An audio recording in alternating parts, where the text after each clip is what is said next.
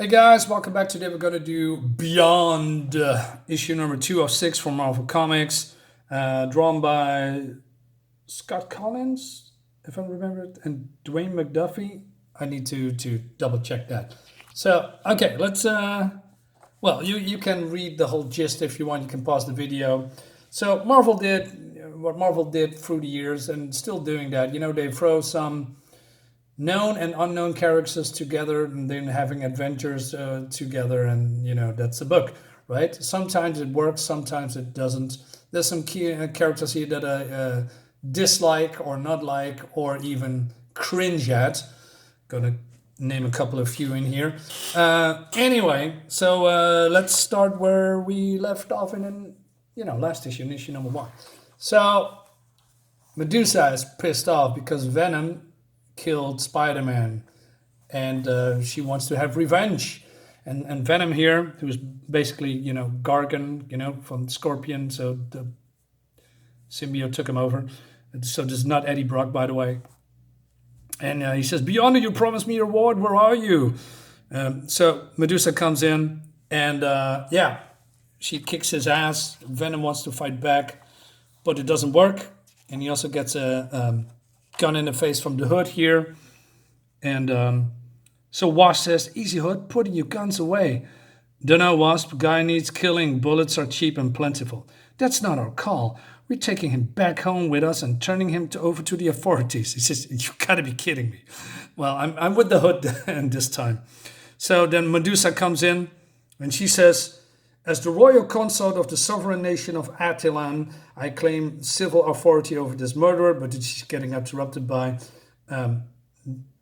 Wasp again. She says, "Not going to fly. I'm using my Avengers security clearance and put him in protective custody."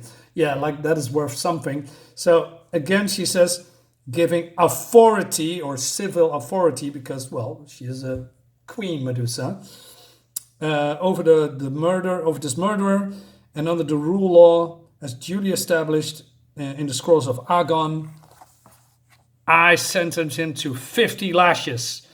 Oh man, that must be painful. Stop being a wuss, dude. So yeah, he gets it. So this Craven guy, who is the son of Craven, a failed character, this guy is he's a jokey character and doesn't work at all. And so we have Firebird here, and she says we shouldn't let her do this, but Wasp says it feels wrong, but I don't know if we could stop her if we wanted to. And Craven says, "Well, Spider-Man is my friend," and blah, blah, blah. So Hank Pym comes, says, "Hey, we cannot let this continue. He is extremely vulnerable to sonic attacks." So at the moment of the impact, her hair is traveling faster than Mach 2, bad enough. But the loop traveling within her hair is delivering a sonic boom directly into his body. So he says, "Hey, you have to stop him. You have to stop him. You're killing him." And but Medusa doesn't sway to his pleas. I'm not sure if that's the right way to say it, but you know what I mean. He says, and so she says, "Hey, it's the law. We need to sentence him to whatever, and if he's not too weak to survive it, then, well, that's it." And, then Venom lashes out and injures her. And so he escapes. Now, I have a question.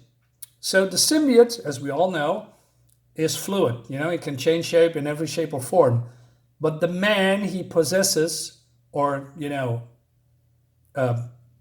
as a symbiote with, is not. So how can he just do all this stuff? I mean, the man inside is not that malleable. He's not silly putty. So I'm not sure how that works. Maybe it's a mistake. Maybe the writer didn't know how to or maybe the artist needs to represent it. I think this looks weird.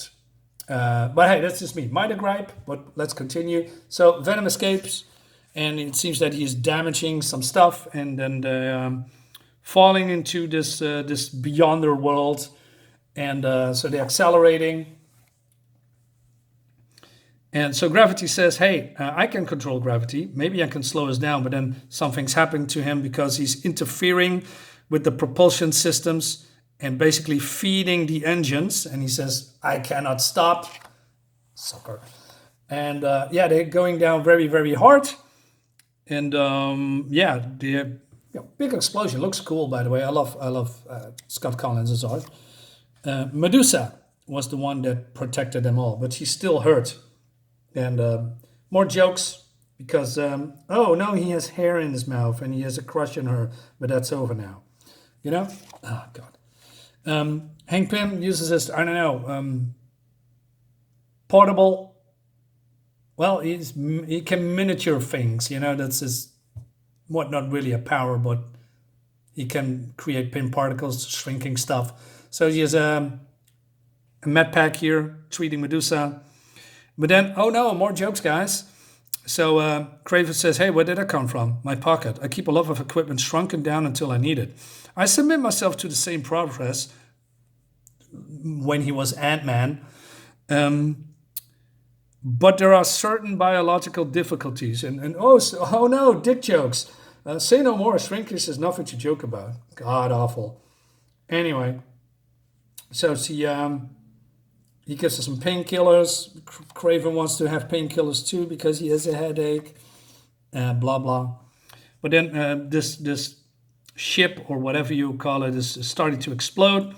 So they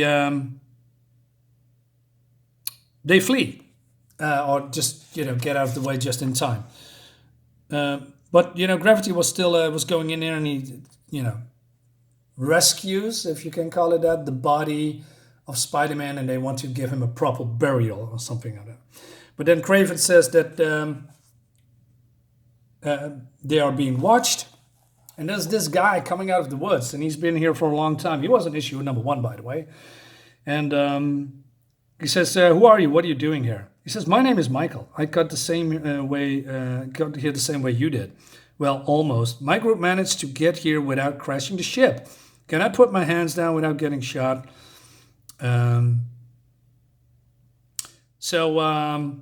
Yeah, more talking.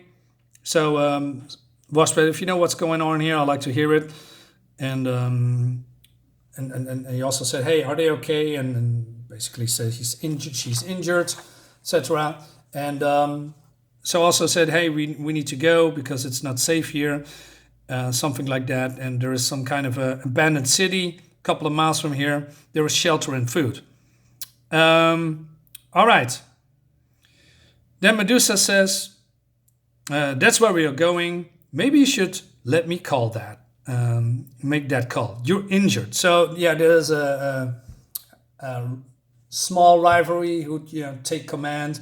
I mean, they are both in command or could be in command, but Wasp being an Avenger wants to have command. Okay. But then Hank Pym, being a cuck that he is, says, look, I don't care who you are married to. Janet's been the chairman of the Avengers. She knows what she's doing. And then Firebird says, stop trying to protect her, Henry. She can take care of herself. Yeah, of course. Stop being a cuck, dude. And the authority of the Avengers is not higher than the authority of a Queen of Adelan. Just saying. Okay, so Hank Pym just magically, well, not magically, has a shrunken Quinjet in his pocket, and he says, hey, we can fly over there. And Michael says, hey, don't fly, it attracts trouble. Hey, trouble's my middle name, says Craven. Come on, guys, laugh. And then, oh no, they are looking silently back because it's awkward. And then Craven says, oh, I don't even have a middle name. But if I did, wouldn't trouble be cool? Yeah. Awkward silence. Okay, so they are flying away, and oh no, Dragon Man is here. And he's blasting the Quinjet, and the Quinjet explodes again. Well, not again. Well, yeah, I can say again, because the Quinjet exploding probably mostly in every Avengers comic nowadays. So Gravity says 2 crashes in one day. Maybe we should just get to the ground before he's turning in for another attack. And yeah, he is just, waltzing through the, I want to say Avengers, but that's not it. These group of superheroes, which, I don't know, some of them are really powerful. I mean, Gravity is pretty powerful. But yeah, he's just waltzed through them like it's nothing. So Gravity says, hey, regroup.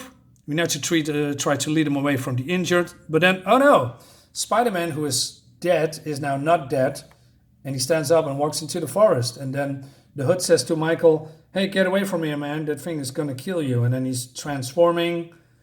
I have something to say about that part too. Into Deathlock. Now it's cool to see Deathlock. Deathlock was not a very popular character, but there was something about it that is cool. The gripe that I have with this particular scene is that I could be wrong, and I do not know much about Deathlock, but as far as I know, Deathlock cannot transform into human form and then to Deathlock, you know? That's not how it works. He's not the Hulk or something, you know? He does not, you know, grow metal arms and a robotic eye and has guns out of nowhere. Unless this is a, you know, an hologram, you know, that he is a holographic disguise. But according to this page, that's not the case. He's just literally transforming from human flesh to metal. And I think that's a shame, because I like it more when grotesque or damaged or injured, well, probably that's not the right word, but you know, people with that are not looking human or normal have to disguise themselves, you know, cloaking themselves, have a hoodie, stay in the shadows. You know, it adds more tension and mystery than, oh, I'm gonna transform just like the Hulk does in 2 seconds, and then Deathlock is here to save the day. That's my gripe. But hey, overall, I'm not sure if this is actually a good comic, but you know, the art is fun for me. Story could be fun. We're gonna find out. Guys, let me know if you are familiar with this comic, and if you read it, and if you like it. If not, just, well, leave a comment and we're gonna talk about it. See you next time, guys. Bye-bye.